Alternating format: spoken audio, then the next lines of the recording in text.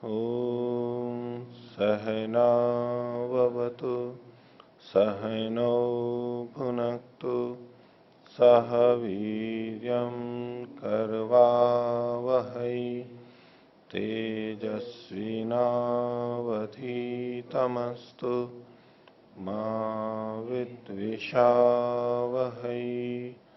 ओम शांति शांति शांति। मीमांसा दर्शन की 38वीं कक्षा।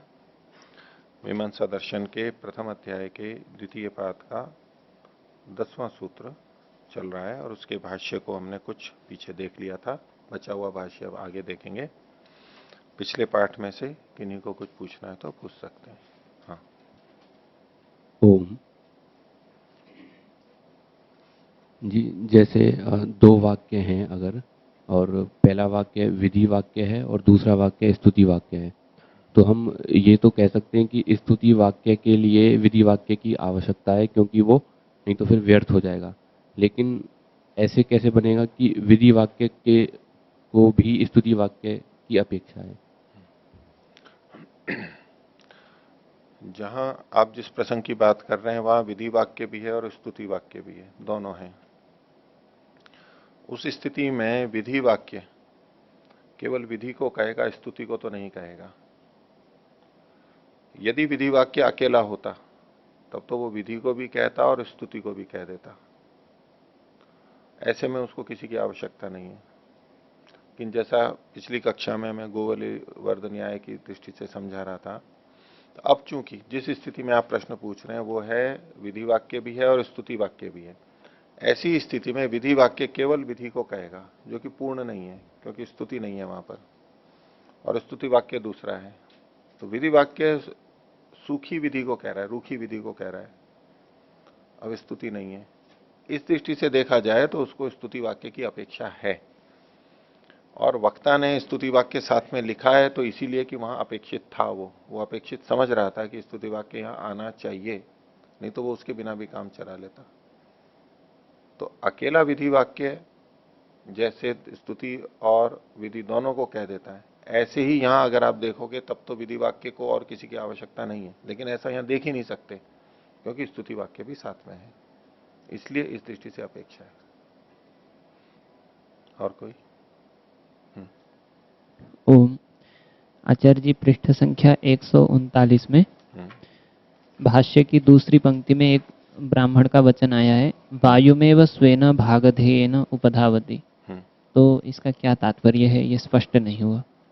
हाँ, तो वायु तो देवता हुआ, उसको उपधावती उसके पास जाता है, उसको प्राप्त होता है। इस क्रिया का करता है यजमान। यजमान देवता को प्राप्त होता है, यानी देवता को अनुकूल करता है, उस तक पहुंच बनाता है अपनी, ताकि देवता से लाभ मिल सके उसको। कैसे करेगा?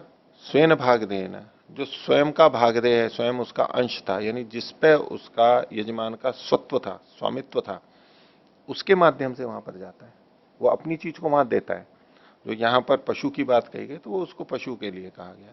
कुछ भी देगा वो उसका अपना देगा, तो अपनी चीज के माध्यम से कर्ण को, उसको कर्ण बनाते हुए उस देवता को प्राप्त होता है।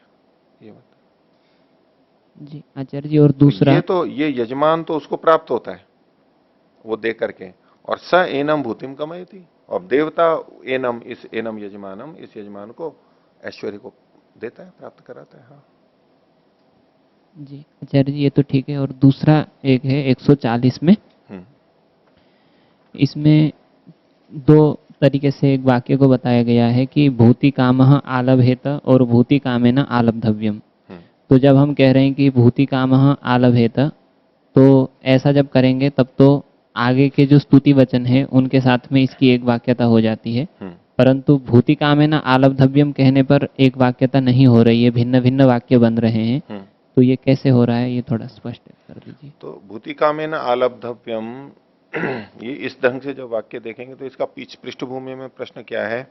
भूति कामेन किम कर्तव्यम, इतनी सी अपेक्षा है कि जिसको ऐश्वर्य की कामना है उसे क्या करना चाहिए, बस।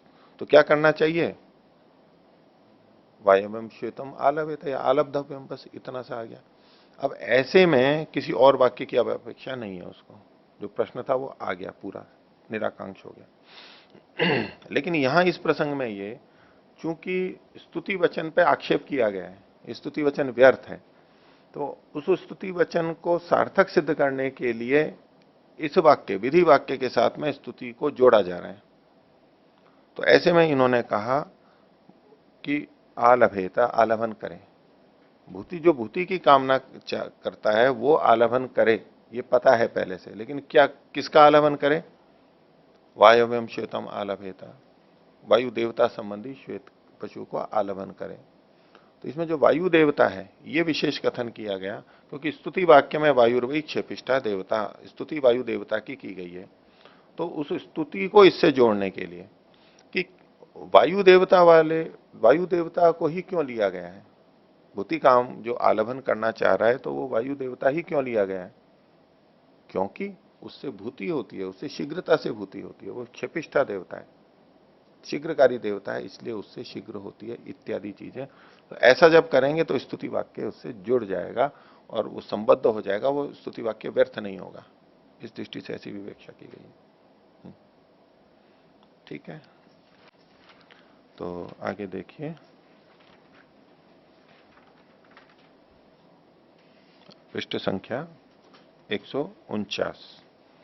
हम देख रहे हैं मीमांसा दर्शन के प्रथम अध्याय के द्वितीय पाद का 10वां सूत्र, उसका शावर भाष्य। तो पीछे कुछ समाधान किया, ये सिद्धांति के द्वारा समाधान दिए जा रहे हैं। तो अब एक और प्रसंग उठा करके ये समाधान कर रहे हैं। पीछे जो वाक्य आए थे जिनको पूर्व पक्षी ने व्यर्थ कहा था, उसमें प्रजापति के लिए कहा था स आत्मनो वपाम उदखिदत, उसने अपनी वपा को फाड़ दिया था, उखाड़ दिया था। कहा ये व्यर्थ है, ऐसा कोई करता नहीं है, हमें भी अपनी उखाड़नी चाहिए, ये जो सब व्यर्थ हो रहा था। अब इसका समाधान यहां दिया जा रहा है। तथा यह प्रजा काम पशु कामो वा स्यात् स एतम प्राजापत्यम तूपरम आलभेत इति आकांक्षितत्वात् अस्य विधे शेषोयम। ये जो वाक्य था स आत्मनो वपाम उदखिदत इति, ये किस प्रसंग से जुड़ा हुआ है? ये किसका शेष है? यानी मुख्य बात क्या थी, वो मुख्य बात इन्होंने यहां बताई। इसके आधार पर अब समाधान करेंगे। यदि केवल इतना सा भाग लेंगे, स आत्मन वपाम उदखिदत, आत्मनो वपाम उदखिदत, इतना सा वाक्य लेंगे तो गड़बड़ होगी ही। देख प्रसंग को ला रहे हैं, ये वाक्य शेष है, किससे जुड़ा हुआ है? इससे जुड़ा है। वो क्या है कि यह प्रजा काम है पशु कामो वा स्यात्, जो व्यक्ति प्रजा की, संतान की कामना करने वाला हो, चाहता हो, और पशुओं की इच्छा रखता हो कि मेरे खूब पशु हों, वह स एतम प्राजापत्यम, वो इस प्रजापति देवता वाले तू परम, तू पर का आलभन करे। ठीक है, प्रजापति देवता वाले तू पर का। तो वहां उस प्रसंग में कहा था कि वो वपा को किया, उससे फिर एक तू पर उत्पन्न हुआ, फिर उसका आलभन किया और उससे फिर प्रजा और पशु की उत्पत्ति हुई। तो ये आलभन करे, ये विधि वाक्य आया। इसका वाक्य शेष साथ में है स आत्मनो वपाम उदखिदत इति, उसने अपनी वपा का को फोड़ के निकाल दिया। तो कथम गुणवाद है इति, ये गुणवाद कैसे है? क्योंकि हमारा ये सूत्री क्या कह रहा है? गुणवादस्तु। बोले इन कथनों में गुणवाद है, गौण कथन किया गया है, मुख्य कथन नहीं है ये। मुख्य कथन लेंगे तो गलत सिद्ध होगा, ये गौण कथन किया गया है। तो पूर्व पक्षी पूछ रहा है कि कथम गुणवाद है इति, तो क्या उत्तर दिया सिद्धांत ने, इत्थम नाम नासत पशुओ यद आत्मनो वपाम उदखिदति, इस प्रकार से पशुओं का अभाव हो गया था। इत्थम नाम, इस प्रकार का, नासन पशु, पशु नासन, पशु नहीं थे, इस प्रकार से पशुओं का अकाल हो गया था, इतने कम हो गए थे कि उसने अपनी वपा को ही फोड़ के निकाल दिया। वैसे कोई अपनी वपा को नहीं निकालेगा, लेकिन पशु इतने कम हो गए थे और पशुओं की बहुत आवश्यकता थी, इसलिए उसने ये भी कर दिया। अब ये गुणवाद कैसा है? वास्तव में नहीं किया था उसने, ऐसा कोई करता ही नहीं है, लेकिन एक कथन है, एक तरह की उक्ति है। जैसे कि कोई बहुत अधिक मेहनत करे तो उसके लिए कहते हैं ना, इसने खून पसीना एक कर दिया, खून पसीना एक कर दिया। किया है किसी ने कभी? अपना खून भी निकाला और पसीना भी निकाला और उसको एक में मिला करके खून पसीना एक कर दिया। बोले खून पसीना एक कर दिया, ऐसा होता है क्या कभी? ऐसा होता है क्या कभी? गलत वाक्य है ये खून पसीना एक करना जो मुहावरा है ये गलत है। आज तक किसी ने कहा है ऐसा आपने में से जैसे बैठे कि भाई ये मुहावरा गलत है? अभी हम शब्द पे ध्यान देंगे, अगर मुख्य अर्थ लेने लगे कि खून का मतलब खून और पसीने का मतलब पसीना और एक करने का मतलब मिलाना, अगर इसका मुख्य अर्थ लेंगे तो ये गलत ही सिद्ध होगा। हमें क्यों नहीं गलत लगता है? खून पसीना एक कर दिया,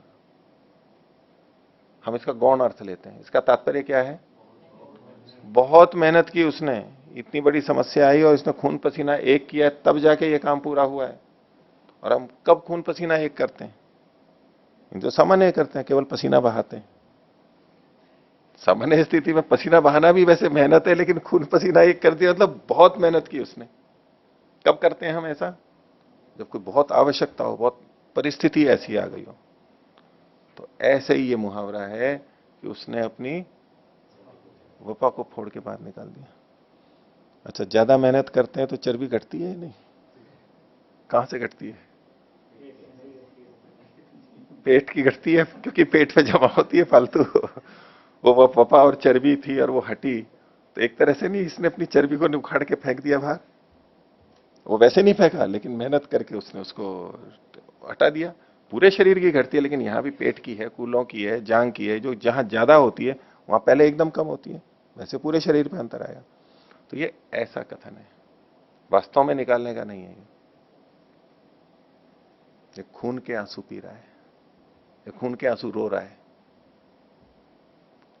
वैसे तो नहीं आते खून के आंसू, लेकिन कभी इतना हो दुखी हो गया, जैसे आंसू नहीं खून ही आने लग रहे हैं उसके, इतना दुख हो रहा है उसको।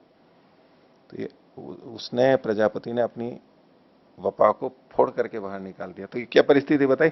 इत्थम नाम नासन पशव, इस प्रकार की स्थिति की पशुओं का ऐसा अकाल पड़ गया था, उसको बहुत मेहनत करनी पड़ी कि जैसे कि उसने अपनी वपा को निकाल दिया, इतनी मेहनत की उसने। आगे, एतच्च कर्मणः सामर्थ्यम, ये उसके कर्म का सामर्थ्य था। उसने ऐसे की, मतलब इतनी मेहनत की। यद अग्नौ प्रहृत मात्रायाम वपायाम अजस्तूपर उदगात, कि अग्नि में डालने मात्र से, उस वपा के डालने से तूपर उसमें से निकल करके आ गया। अभी भी वास्तव में नहीं है ये, उसकी मेहनत इतनी थी कि ये असंभव चीज भी संभव हो गई है। ये असंभव चीज है, वपा को डालने से कोई तूपर पशु अग्नि से निकल करके नहीं आता है, लेकिन अधिक मेहनत करने से असंभव चीज भी संभव हो रही है, ये कथन किया जा रहा है। केवल अलग ढंग से कथन है, शब्द से नहीं है, गौण कथन है ये। तात्पर्य वहां लेना होता है कि वक्ता कहना क्या चाह रहा है, किस परिस्थिति में कहना चाह रहा है। आगे, इत्तम बहवः पशुओ भवन्ति थी, इस प्रकार से बहुत पशु हो जाते हैं। जब कम पशु हैं तो एडी एडी चोटी का जोर लगाना पड़ता है। एडी चोटी का जोर देखा है? एडी चोटी का जोर तो एडी से तो जोर समझ में आता है, चलो कुछ चल रहा है फिर रहा है। चोटी से कौन सा जोर लगा रहा है वो? बुद्धि का तो गौण अर्थ ले लिया ना फिर, संपूर्ण नीचे से ऊपर तक का सारा। एडी से चोटी तक जोर लगाना पड़ेगा, तब जाकर के आपको ये काम हो जाएगा। नहीं, पूरा जोर लगाना है। अब वहां गौण अर्थ लेना पड़ रहा है ना, मुख्य अर्थ लेंगे तो ये वाक्य गलत है, मुहावरा। और अधिकांश मुहावरों में आपको ऐसी चीजें मिलेंगी, वहां गौण अर्थ है। तो लेकिन ऐसी कोई मेहनत करता है तो उसने बहुत सारे पशु ले लिए। अब इस पर पूर्व पक्षी कह रहा है कि कथम पुनः अनुत्खिन्नायाम वपायाम प्रजापतिरात्मनो वपाम उदखिदत इत्याह, कि जब प्रजापति ने ये जो कहा, कथम पुनः अनुत्खिन्नायाम वपायाम, वपा को तो उसने निकाला ही नहीं वास्तव में प्रजापति ने, लेकिन फिर वपाम उदखिदत ये क्यों कह दिया आपने? यानी सिद्धांति कह चुका है कि वास्तव में नहीं निकाली है वपा को। जो खंडन कर रहा था वो वास्तव में वपा को निकाला गया, इसको मान करके खंडन कर रहा था। तो बोले ऐसा है ही नहीं। तो बोले जब ऐसा है नहीं तो ये कथन क्यों किया गया? तो सिद्धांत कह रहा उच्चते असत वृत्तांतान वाख्यानम, ये असद वृत्तांत का अनवाख्यान है, कथन है। असद मतलब जो हुआ नहीं है, वृत्तांत मतलब व्यवहार, उसका अनवाख्यान यानी उसका कथन करना, वर्णन करना। जो चीज नहीं हुई है उसको भी कह दिया गया। ऐसा होता है समझाने के लिए, घटना कुछ हुई नहीं है लेकिन फिर भी ऐसा बना करके बोल देते हैं वहां पर। विशेष प्रयोजन के लिए किसने देखो कितना प्रयत्न किया। असद वृत्तांत का अनवाख्यान है, सद वृत्तांत का भी अनवाख्यान होता है, लेकिन ये असद वृत्तांत का अनवाख्यान है, ये सिद्धांत स्वीकार कर रहा है। अब इस असद वृत्तांत के अनवाख्यान के तात्पर्य को न लेकर के, अगर गौण अर्थ को न लेकर के कोई मुख्य अर्थ को लेगा तो खंडन होगा ही ना इसका, भाई मुख्य अर्थ में है ही नहीं, ये तो गौण अर्थ है।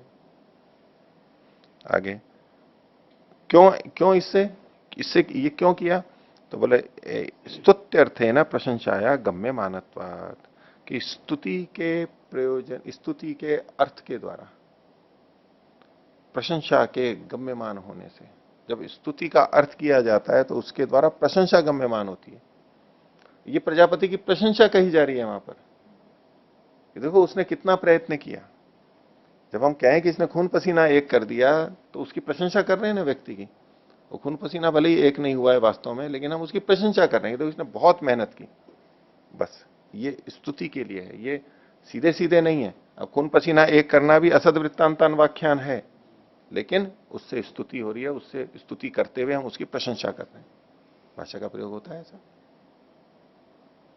आगे यह अनवाख्याने वर्तमाने द्वयम निष्पत्त्यते, जब कभी अनवाख्यान होता है, जो घटना हुई उसको कथन करने से, उसमें दो तरह से चीजें निकल के आती हैं, दो चीजें हम देख सकते हैं। क्या क्या?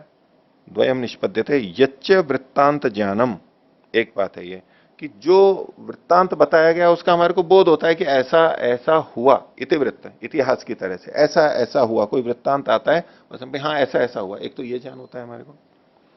और यच्च कस्मिश्चित प्ररोचना द्वेषोवा, अथवा उससे कोई रुचि पैदा की जा रही है या द्वेष पैदा किया जा रहा है। प्ररोचना वैसा करने के लिए और द्वेष उसे हटाने के लिए, यानी अप्रीति, दोनों तरह से हो सकता है। हम किसी घटना को बता के देखो ऐसा मत कर देना, ये हम उसके प्रति, उस घटना के प्रति, क्रिया के प्रति द्वेष कर रहे हैं, देखो उसने किया था तो ऐसा ऐसा हाल हुआ उसका। अभी अनवाख्यान है लेकिन द्वेष के लिए, अप्रीति के लिए, और वैसा वैसा करवाना है तो प्रीति के लिए हो जाएगा। तो प्ररोचना द्वेषो वा तत्र वृत्तांतान व्याख्यानम न प्रवर्तकम न निवर्तकम च इति प्रयोजनाभावात अनर्थकम अनर्थकम इति अविवक्षितम।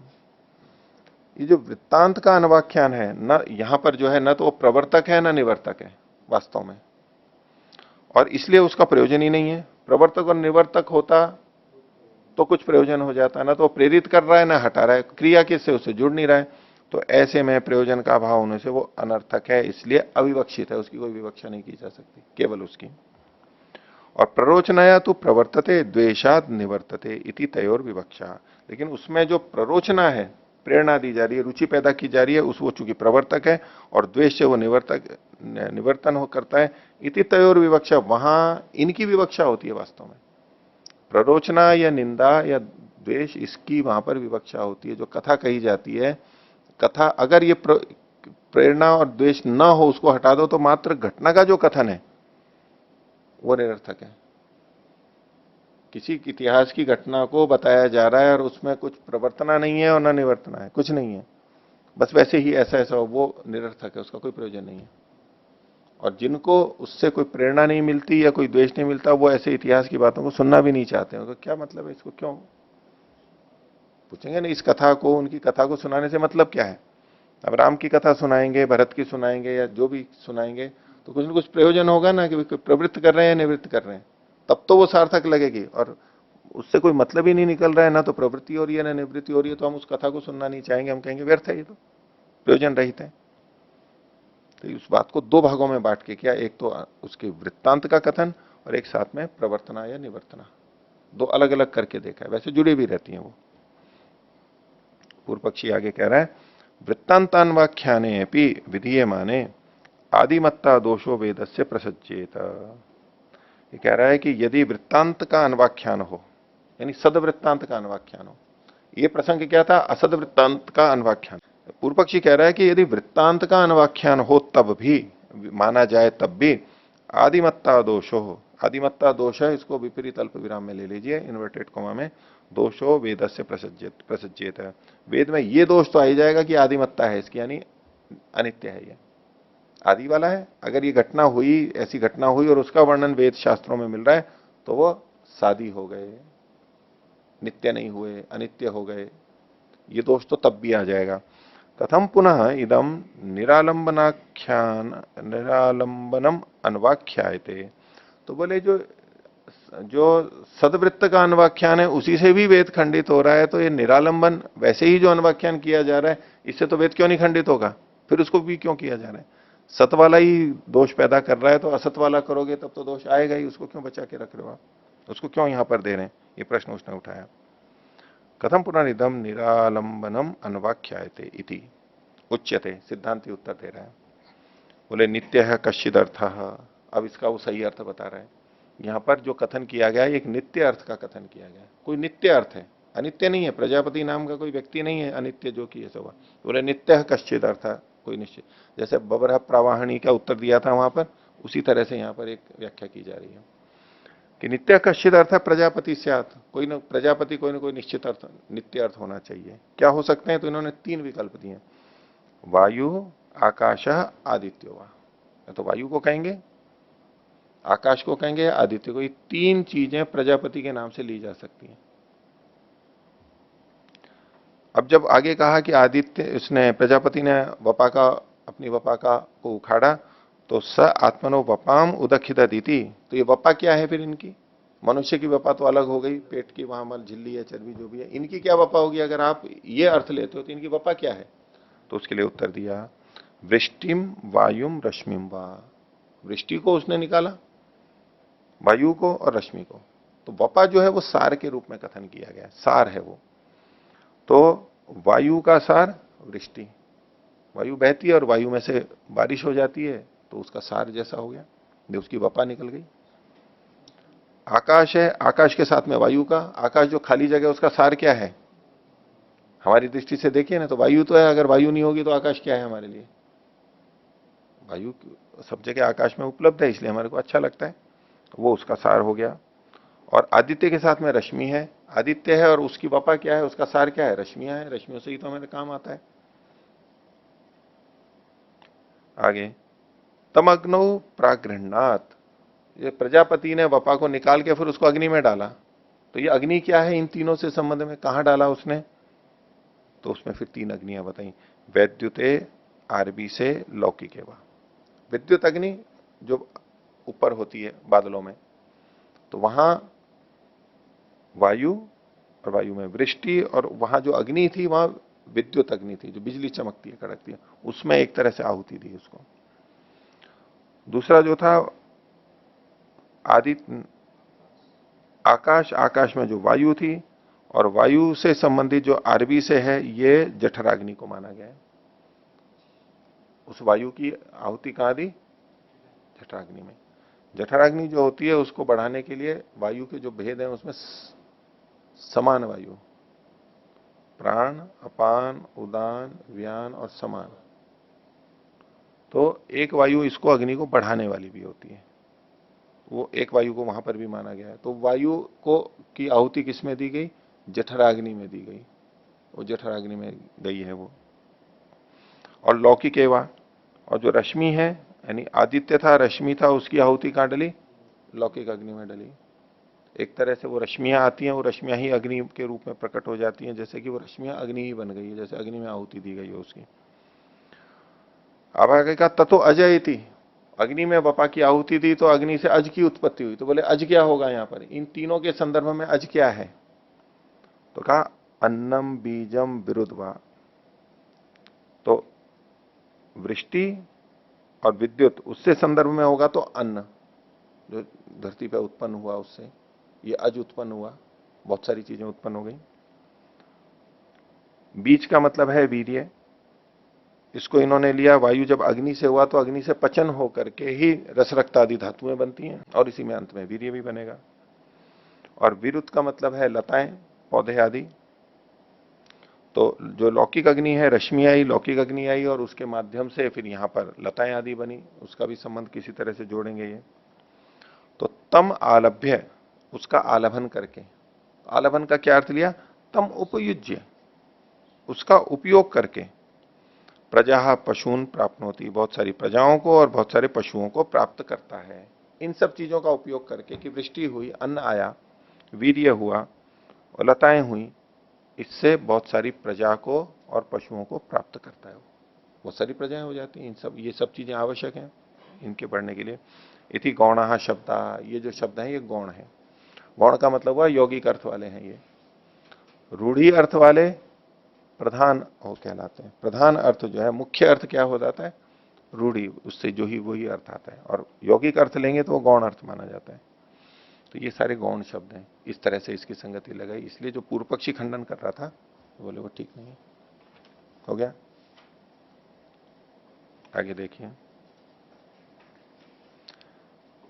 पीछे एक वाक्य आया था कि देवा वै देव ये जन्म अध्यवसाय दिशो न प्राजानन, वो दिशाओं को उन्होंने ही जाना। वहां क्या मतलब था?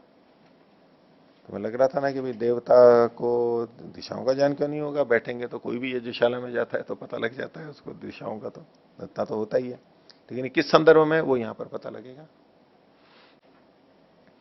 तो पंक्ति है आदित्य प्रायणीय चरु, आदित्य उदयनीय चरु इत्यस्य विधेय शेषो देवा वै देव यजनम अध्यवसाय दिशो न प्राजानन इति आकांक्षितत्वात्।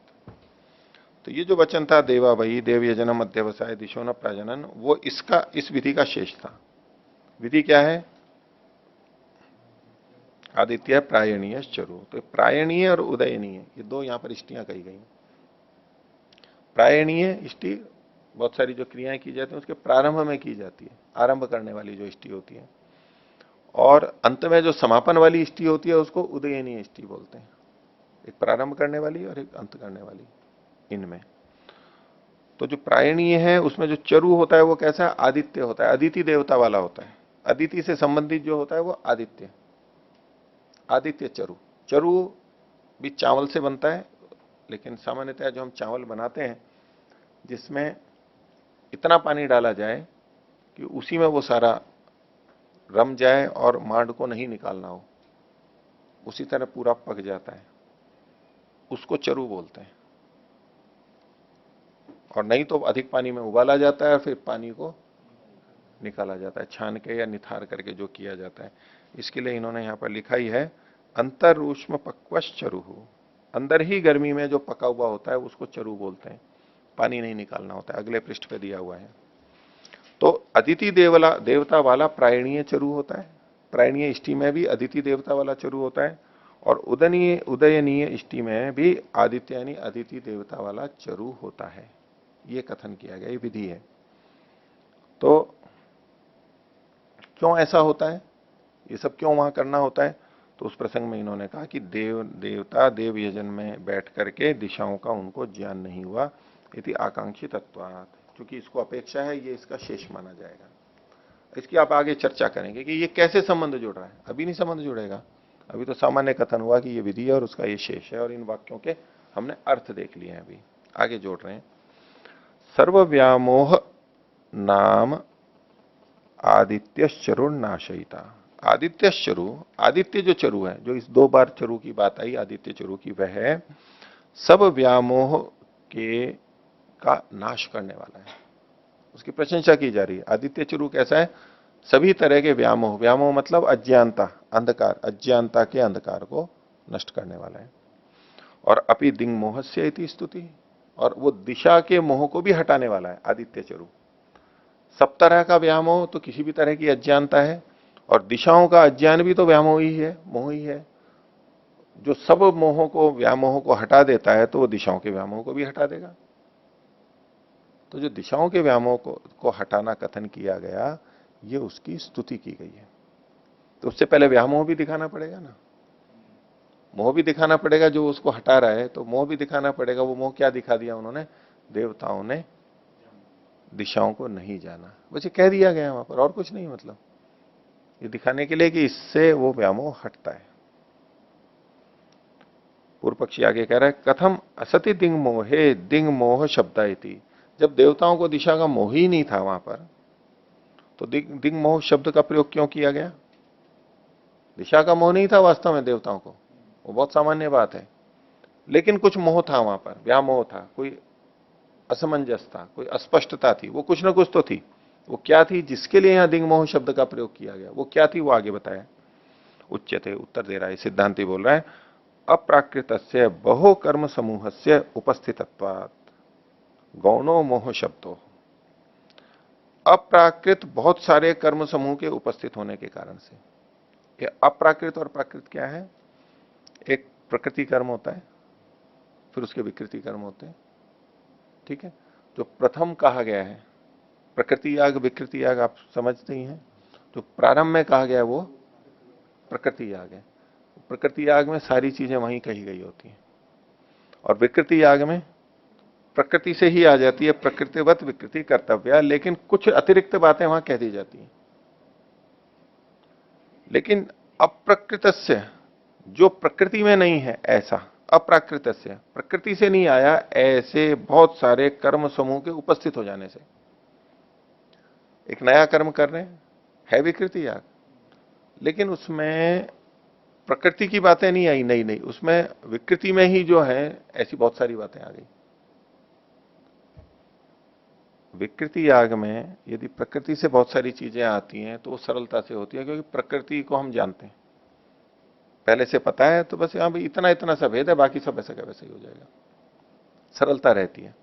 लेकिन कोई ऐसी विकृति हो जिसमें बहुत सारे ऐसे कर्म आ गए हो जो प्रकृति में नहीं हो, तो जो प्रकृति में नहीं थे यानी नए कर्म यहां पर आ गए हैं विकृति याग में, वो कहलाएंगे अप्राकृत कर्म है। ये ऐसे अप्राकृत से बहु कर्म समूह से उपस्थित था, बहुत सारे कर्म समूह, ये कर्म समूह, ये कर्म समूह, ये कर्म समूह, ये बहुत सारा वहां पर उपस्थित हो गया है।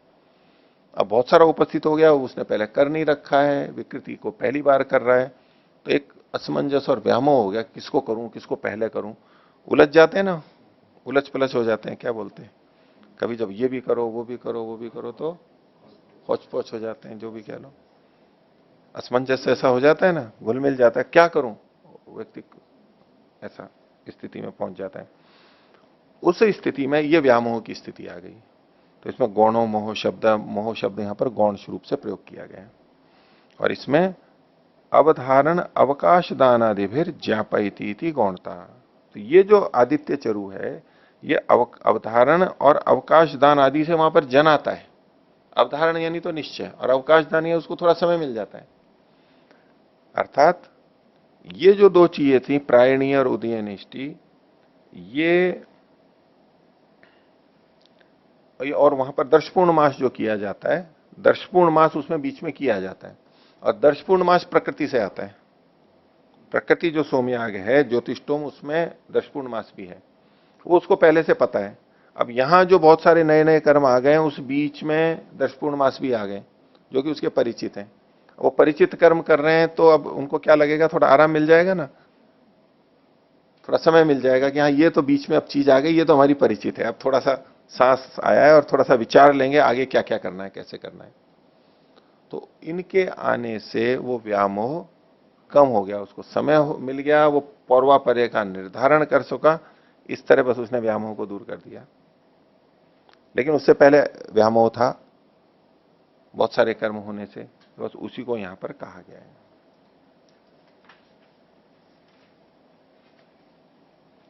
तो देव यजन में बैठे तो वास्तव में उन्होंने दिशाओं को नहीं जाना, मतलब वास्तव में दिशाओं को नहीं जाना ऐसा नहीं है, दिशाओं को तो पता था।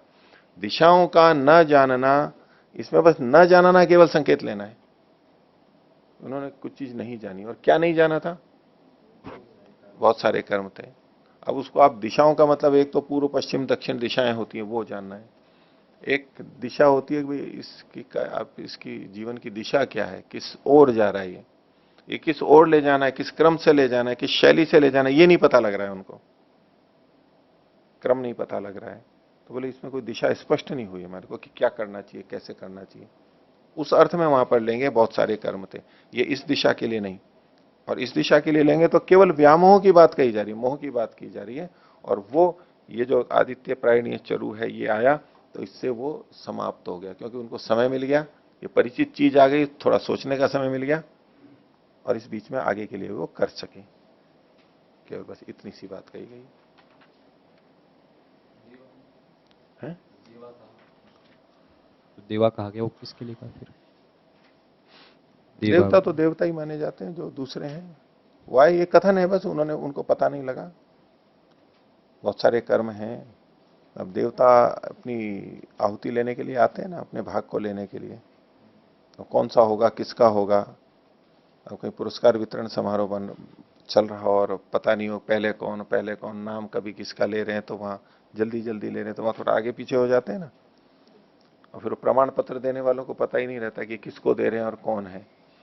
और देखने वालों को भी पता नहीं लगता है कि जो नाम बोला जा रहा है वो पीछे वाला है या ये वाला है। इतनी जल्दी जल्दी और वो इस तरह से बोल देते हैं, कुछ पता नहीं, असमंजस हो जाता है अब किसको जाना है किसको नहीं जाना है। नाम बोला गया तो पीछे से उठ के आएगा, वो आगे पहुंच जाएगा, उसको ये नहीं पता कि दो और आगे हैं अभी, वो पहले आगे पहुंच जाता है वहां पर, वो सारा गड़बड़ हो जाता है। तो जब ज्यादा इस तरह की क्रियाएं होती हैं तो देवताओं को भी मोह हो जाता है ज्यादा तीव्रता से, इसलिए बहुत धैर्य से तसल्ली से किया जाता है।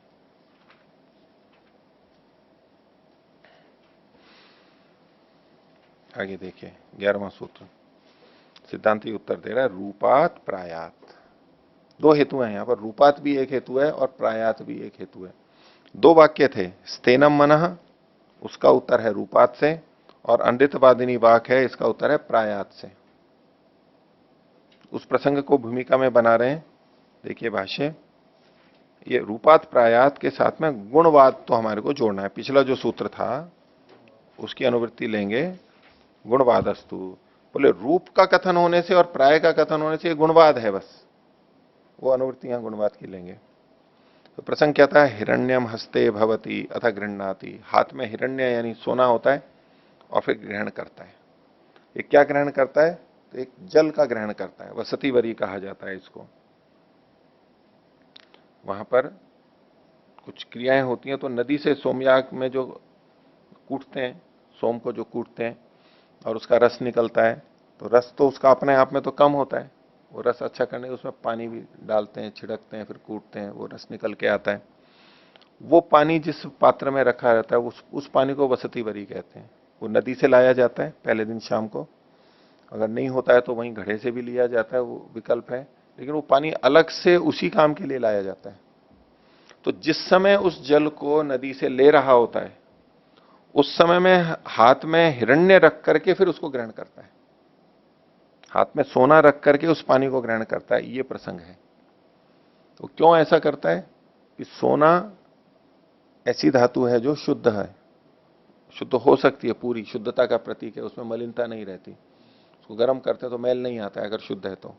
अन्य धातुएं थोड़ी अन्य ऑक्सीजन और इन सब से मिल करके उसमें मैल आता रहता है, और उनका ऑक्सीडेशन होता रहता है और कुछ ना कुछ वो परत है, ऑक्साइड बनता रहता है, कुछ ना कुछ क्रिया करते हैं वायु से, तो वहां पतली पतली परत आती रहती है। लेकिन सोने में नहीं होता, न सोने को जितना गर्म करो वो कुंदन बन जाता है, ऐसा वो शुद्धता का प्रतीक है। तो ऐसा जल लेना है जो कि शुद्ध हो, इसलिए हाथ में सोना लेकर के किया जाता है। सोने का प्रभाव होता है वो एक अलग बात है, लेकिन प्रतीक के रूप में हम सोम याग करने वाले हैं, सोम रस निकालने वाले हैं, उसके लिए जो साधन या जल लिया जा रहा है वो इतना शुद्ध होना चाहिए। ठीक है, तो सोना होना चाहिए, सोने की प्रशंसा है। तो बोले इति साकांक्षत्वाद अस्य विधे, इस विधि का शेष क्या है, स्तेनम मनः अनृतवादिनी वाक, इसका वाक्य शेष है। अरे इसका वाक्य शेष कैसे है, इसका इससे क्या संबंध है सोने से। तो वो आगे कह रहे हैं, निंदा वचनम हिरण्य स्तुत्यर्थे न। ये जो स्तेनम मनः और अनृतवादिनी वाक है, इसमें मन और वाणी की निंदा की गई है। तो ये जो निंदा वचन है ये किस लिए है, हिरण्य की स्तुति के लिए है, बस सीधे कोई संबंध नहीं है। हिरण्य हाथ में लेके करे और हिरण्य की स्तुति करने के लिए दूसरे की निंदा की जा रही है। दूसरे की निंदा की जाती है तो पहले वाले की स्तुति हो जाती है ना। दो रेखाएं हैं, एक को छोटा कर दिया तो दूसरी बड़ी बन जाती है ना,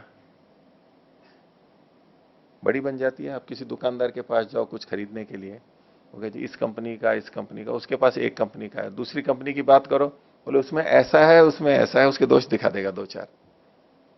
किस लिए, वो कहे कि वो उसकी प्रशंसा करता है, वैसे तो वो भी अच्छी है, लेकिन वो अपनी इसकी प्रशंसा के लिए उधर निंदा कर देता है। तो इसके लिए निंदा वचनम हिरण्य स्तुत्यर्थ है ना, ये जो मन और वाणी की निंदा की गई है ये हिरण्य की स्तुति के लिए है बस। यथा उदाहरण दिया, किम ऋषिना देवदत्त एवं भोजयितव्य, ऋषि से क्या देवदत्त कोई भोजन करा दो। भोजन किसको कराना चाहिए, ऋषि को। भोजन तो अच्छे को ही कराना चाहिए, अधिक पुण्य होगा। तो ऋषि मिले नहीं, मैंने कहा कि ऋषि को लेकर के आओ, विद्वान को, योग्य को लेके आओ, ऋषि मिला नहीं, देर हो रही है, तो अब क्या करें?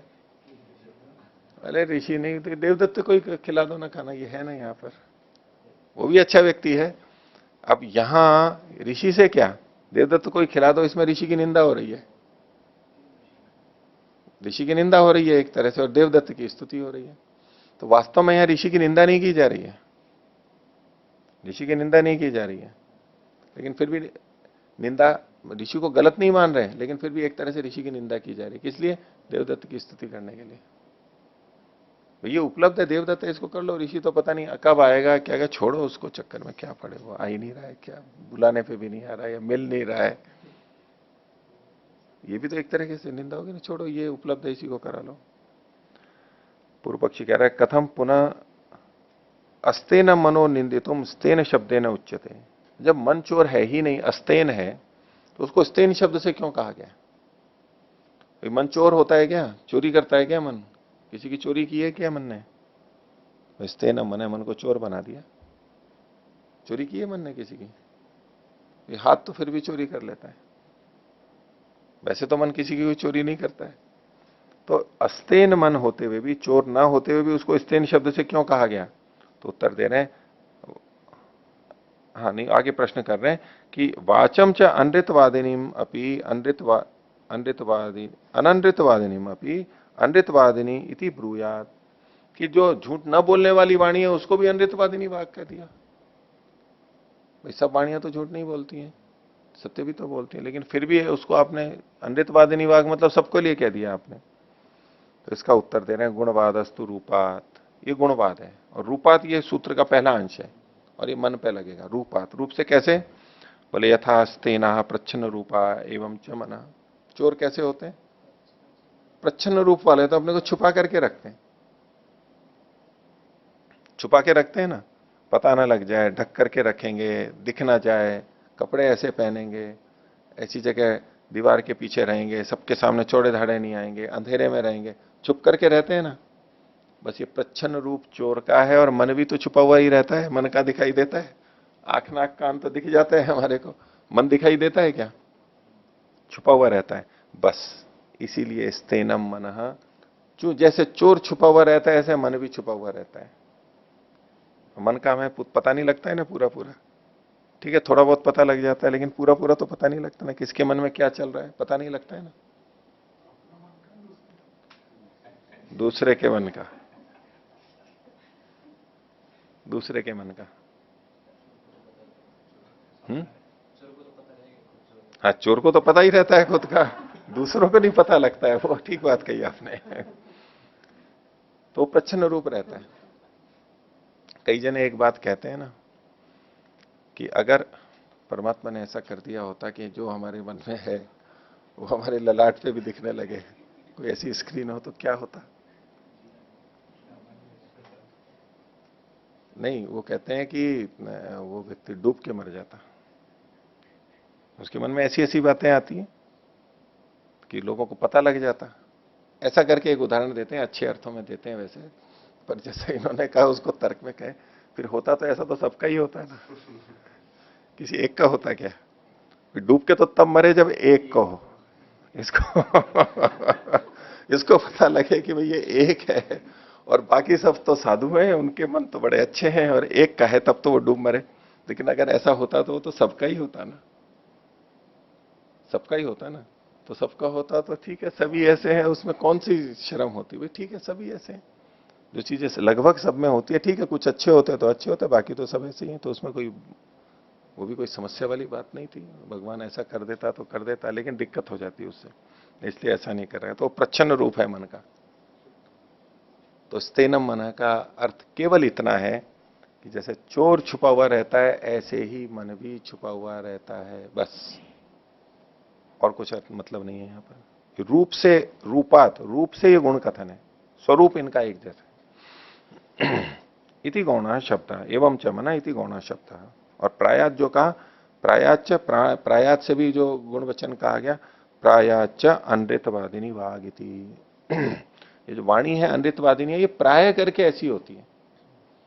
वाणी जो है प्राय करके अनृतवादिनी होती है। सत्य है या नहीं है? ये सत्य है या नहीं है? प्राय करके व्यक्ति झूठ बोलता ही है ना। अब इसके प्राय के दो तरह से अर्थ हो सकते हैं। एक व्यक्ति में घटा के देखेंगे कि इसकी जो वाणी है, एक वाणी, एक वाक जितना बोलती है उसमें अधिकांश झूठ बोलती है। एक वाणी जितना कुछ बोलती है दिन भर या पूरे जीवन में, उसमें अधिकांश झूठ बोलती है। एक तो ये अर्थ है कि प्राय करके झूठ बोलती है। एक इस तरह नहीं, जितनी वाणियां हैं उनमें से अधिकांश झूठ बोलती हैं। कम या अधिक वो अलग बात है, कम बोलती है तो भी झूठ तो बोलने वाली हुई ना वो। यूं देखेंगे तो दिन भर में हम झूठ अधिक नहीं बोलते हैं, काम ही नहीं चलेगा हमारा। जितने वाक्य हम सुबह से शाम तक बोलते हैं उसमें झूठे वाक्य अधिक होते हैं, सच्चे वाक्य अधिक होते हैं, सच के अधिक वाक्य होते हैं। तो उस दृष्टि से देखेंगे तो प्रायः झूठ बोलने वाली वाणी होती है, ये नहीं कहा जा सकता। भाई प्राय आप ये कह सकते हो कि भाई 70%, 80%, 90%, कम से कम 70 से तो आगे बोलेंगे कि इतना झूठ बोलता है कोई, तब कहेंगे कि प्राय झूठ बोलता है। प्राय मतलब अधिकांशतः, पर ऐसा तो है नहीं, इसलिए इसको ऐसे नहीं घटाना है। लेकिन अगर जितने मनुष्य हैं उनमें देखा जाए तो अधिकांश झूठ बोलने वाले मिलेंगे। कोई कोई होगा जो सच बोलता होगा, नहीं कुछ ना कुछ तो झूठ बोलता होगा। इसलिए कहा अनृतवादिनी वाक, वाणी तो अनृत को बोलने वाली होती है प्राय कथन के कारण से। तो प्रायाच अनृतवादिनी वाग इति हो गया।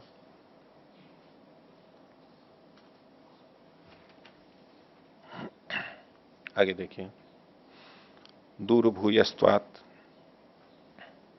पीछे जो वचन आया था कि दिन में अग्नि का धुआं दिखाई देता है, नहीं, हाँ धुआं दिखाई देता है अग्नि नहीं, और रात में अग्नि दिखाई देती है धुआं नहीं। वो अग्नि दिन में जो है वो अग्नि सूर्य में चली जाती है और रात्रि में सूर्य अग्नि में आ जाता है, नीचे उतर के आ जाता है। ये जो सारा कथन था, बोले क्या फालतू की बात लिखी हुई है। तो उसके संदर्भ में दृष्ट विरोध है उदाहरण, ये दृष्ट विरोध का उदाहरण था। उसी को वचन को कहने तस्मात धूमा एवं अग्नेर दिवा दृश्य नार्ची, तस्माद अर्चिर एवं अग्नेर नक्तम तदृश्य न धूम। अर्थ तो आपको हो ही गया कि इस कारण से धुआं ही, अग्नि का धुआं ही दिन में देखा जाता है, न कि लपटें अर्ची। और इस कारण से ही अर्ची ही अग्नि की न रात में देखी जाती है, धुआं नहीं। इति ये किस प्रसंग में कहा गया? इति अग्निर्ज्योतिर्ज्योतिर अग्नि स्वाहा इति सायं जो होती। अग्निर्ज्योति हम ये आहुतियां देते ही हैं नित्य कर्म में, ये सायकाल वाली आहुतियां हैं। क्योंकि रात्रि में अब अंधेरा होना है तो वो अग्नि से ही तो काम चलेगा, अग्नि ही ज्योति है वहां पर, इसलिए सायकाल अग्नि ज्योति को कहते हैं। और प्रातःकाल में क्योंकि सूर्य उदय हो रहा है, सूर्य से हमारा काम चलेगा, तो सूर्यो ज्योतिर्ज्योति सूर्य स्वाहा इति प्रातः, ये कथन किया जाता है। अब इसमें देखो क्रम क्या दिया गया, पहले सायकाल वाला कहा गया और फिर प्रातःकाल वाला कहा गया। सामान्यतः हमारे मन में क्या रहता है कि पहले प्रातःकाल का और फिर सायकाल का, लेकिन यहां जो सारे विधान मिलते हैं वो प्रारंभ सायकाल से होता है। सायकाल हुआ और प्रातःकाल उसका पूरा हो गया, ये एक चक्र कहलाता है। प्रातःकाल किया और सायकाल किया ये क्रम नहीं रहता है। सायकाल किया और फिर अगले दिन प्रातःकाल किया, ये मिलाकर के एक का एक माना जाता है। फिर अगले दिन का सायकाल और फिर प्रातःकाल का, ऐसा माना जाता है। तो इसमें अग्निर्ज्योति ये सायं और ये प्रातः ये किया जाता है। इति मिश्रलिंग मंत्रयोर विधानस्य आकांक्षितत्वात् शेषः। ये जो मिश्रलिंग वाले वाक्य हैं, यानी इसमें अग्नि और ज्योति दोनों, अग्नि और सूर्य दोनों यहां पर कहे गए हैं, इसका आकांक्षित होने से ये ऊपर की बात को कहा गया है, अग्नि और सूर्य को बताने के लिए, उससे जुड़ी हुई बात है ये। अब ये जो मिश्रित लिंग है, लिंग मतलब देवता का यहां पर कथन किया लिंग से, तो कुछ लोग यहां पर अंतर करते हैं, नीचे टिप्पणी में दिया हुआ है कि अग्निर्ज्योतिर्ज्योति सूर्य है स्वाहा। अग्निर्ज्योति ज्योति अग्नि ही स्वाहा नहीं, सूर्य।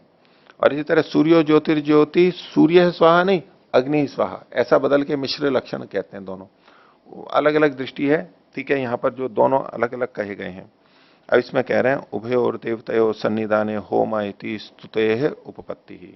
दोनों देवताओं के सन्निधान में होम होता है, ये स्तुति का कथन किया गया। अग्नि देवता भी होना चाहिए और सूर्य देवता भी होना चाहिए, तब जाकर के होम होता है। केवल इसकी स्तुति के लिए ये कहा गया है। ये दोनों होने चाहिए, दोनों होने चाहिए। जबकि ये जो दिखने न दिखने का वास्तविक कारण क्या है, तो अब कहा गया दूर भूयस्वा धूमस्य अग्नेश्च अदर्शने गौण शब्द। दूर होने के कारण से, दूरों की अधिकता, दूर भूयस्व, दूर की दूरी की अधिकता होने से। वैसे हम अग्नि से निकट भी कहते हैं, वो भी कुछ दूर है, यूं कहेंगे। दूर तो होते ही है, उसके अंदर तो बैठे नहीं होते हम उसको जिसको पास कहते हैं, इसका मतलब है हम अधिक दूर नहीं हैं। और जिसको हम दूर कहते हैं वो दूरी की अधिकता है। दूर भूयस्व, कुछ तो दूर होते ही है हम यहाँ पर। जिसको हम निकट कहते हैं वो भी दूरी होता है ना, कुछ ना कुछ दूरी होती है उसमें। तो दूर भूयस्व, ज्यादा दूर होते हैं। तो धूम और अग्नि के न देखने से, जब अग्नि जल रही हो उसमें धुआं और अग्नि दोनों है, लपटे हैं। निकट है तो दोनों दिखाई दे रहे हैं, लेकिन दूर होगा तो क्या दिखाई देता है? धुआं धुआं दिखाई देता है। दिन में दूर से देखेंगे तो धुआं दिखाई देगा, अग्नि दिखाई नहीं देगी, अधिक दूर से होंगे तो। और रात्रि में अगर हम दूर होंगे तो अग्नि दिखाई दे सकती है, धुआं नहीं दिखाई देगा। बस केवल इसी के लिए कहा गया। नहीं तो रात को भी हम अग्नि के पास में रहते हैं तो धुआं उठता हुआ कुछ तो दिखता ही है हमारे को, लेकिन दूर होंगे तो नहीं दिखाई देगा अंधेरे के कारण से। बोले ये गौण कथन है, इसको सीधे सीधे लेकर के कि ऐसा ऐसा हुआ, उसको हम कहें कि वहां दिन में अर्ची होती ही नहीं है, रात्रि को धुआं होता ही नहीं है, ये करके खंडन करने लगेंगे तो ये ठीक नहीं है, ये शास्त्र के अनुरूप नहीं है।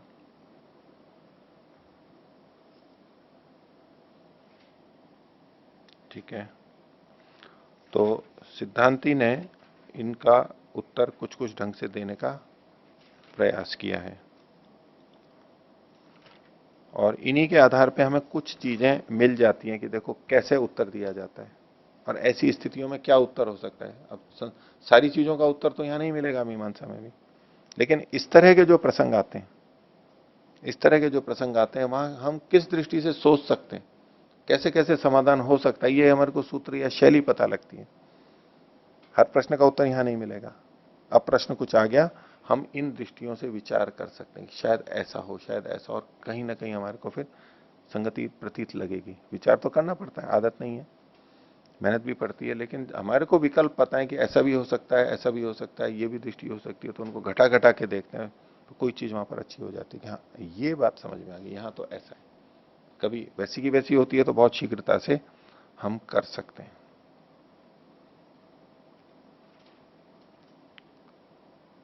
और पीछे जो ये अपनी वपा के निकालने की बात थी, तो उसमें जैसे कि योग दर्शन में आता है तीव्र संवेगा नाम आसन्न, और उसमें भी मृदु मध्य आदि मात्र होने पे ततोपि विशेष है ये बात। तो जितना हमारा वेग होगा, जितना हम करते हैं, उतनी शीघ्रता से फल की प्राप्ति होती है। बस उस तीव्रता को बताने के लिए यह कथन किया गया। इस तरह के कथन लोक की दृष्टि से देखेंगे तो, अब आप देखिए, पहले जब आप पूर्व पक्षी की बात सुन रहे थे और ये बातें यही वाक्य थे, तो लग रहा था ना कि तो बड़ी अटपटी बातें लिख रखी है, ये क्या है। और अब सिद्धांति का उत्तर सुन लिया तो कैसा लग रहा है? हाँ, ये बात ऐसे तो ठीक है, ये वैसे सोच रहे थे तो ठीक नहीं है, लेकिन ऐसे देखा है तो ठीक है, इसकी हम संगति कर सकते हैं। ठीक है, आपको आज के पाठ में से किसी को कुछ पूछना है तो पूछिए। जी, पृष्ठ संख्या 155 पे। 155 पे। हाँ। तो 11वें सूत्र का जो भाष्य हुआ था, तो उसमें इसका जो पूर्व जो वाक्य था, हिरण्यम हस्ते भवति अतः गृह्णाति, तो मतलब अलग अलग रूप से तो यूं समझ में आ गया, लेकिन उससे उसकी कैसे शेषत्व हुआ? देखो, हिरण्य की स्तुति करनी है, इसलिए वाणी और मन की निंदा कर दी, हिरण्य की स्तुति करते हैं। यहाँ एक न्याय चलता है, इसको कहते हैं न ही निंदा न्याय। न ही निंदा न्याय, इसको इन्होंने युधिष्ठिर जी ने लिखा भी है, 156वें पृष्ठ पर देखिए। उसमें वचन है, न ही निंदा निंदितुम प्रवर्तते अपितु विधेयम स्तोतुम। निंदा निंदा के लिए नहीं चल रही है, वो इस विधेय की स्तुति के लिए चल रही है। वास्तव में वाणी और मन की निंदा नहीं करना चाह रहे हैं यहाँ पर, विधेय की स्तुति के लिए। इसके लिए जैसे कहा जाता है कि भाई पशु तो घोड़ा और गाय ही है, बाकी तो कोई पशु नहीं है। तो बाकी कोई पशु नहीं है, ये निंदा की गई ना अन्य पशुओं की। वो निंदा निंदा नहीं है वास्तव में, उनको वो भी उपयोगी हैं, लेकिन किसके लिए? घोड़े और गाय की स्तुति के लिए वो है। कोई कहने लगे भाई खिलाड़ी तो बस ये है, गायक तो ये है, विद्वान तो ये है, बाकी सब तो क्या है, भाई मुख्यमंत्री तो ये है, बाकी सब तो क्या है। अब बाकी की वो निंदा कर रहा है। उसका ये मतलब नहीं है कि वो वास्तव में निंदा कर रहा है उनकी। जो दुष्ट है उनकी तो निंदा की जाएगी, ठीक नहीं है वो, लेकिन अच्छे होते हुए भी कभी उनकी भी प्रशंसा करेगा। बोले आप तो निंदा कर रहे थे उस दिन, बोले कुछ मुख्यमंत्री नहीं है, ये तो क्या है, और ये तो कोई खिलाड़ी है क्या, ये तो कोई विद्वान है क्या उस दिन, और अभी आप प्रशंसा कर रहे हो। अरे भाई उस दिन मैं निंदा कर रहा था, वो इसकी स्तुति के लिए कर रहा था कि ये वाला मुख्यमंत्री बहुत अच्छा है, ये खिलाड़ी बहुत अच्छा है, ये गायक या लेखक बहुत अच्छा है। अब बाकी तो क्या है भाई, मिठाई तो ये है, बाकी तो कोई मिठाई नहीं है। वो बाकी को मिठाई नहीं मान रहा। तो ये न ही निंदा निंदितुम प्रवर्तते, ऐसे स्थलों पर जहां सीधे निंदा की जाती है वहां तो ठीक है, लेकिन यहां एक की प्रशंसा के लिए दूसरे की निंदा, ये भी एक तरीका होता है, ऐसा करके और किया जाता है। तो ये यहां निंदा वचन जो किया गया, इसको न ही निंदा न्याय बोलते हैं, इसको न ही निंदा न्याय। तो जब ये अर्थ निकाल लिया, अब स्तेनम मन है कि ये अर्थ निकाल ही नहीं सकते, हाँ हमारे को भी मन को चोरी करना चाहिए, और अनृतवादिनी वाग, इसलिए हमारे को भी वाणी को झूठ बोलना चाहिए, ये अर्थ आप नहीं निकाल सकते। तो आज का पाठ इतना ही रखते हैं। प्रणव ध्वनि।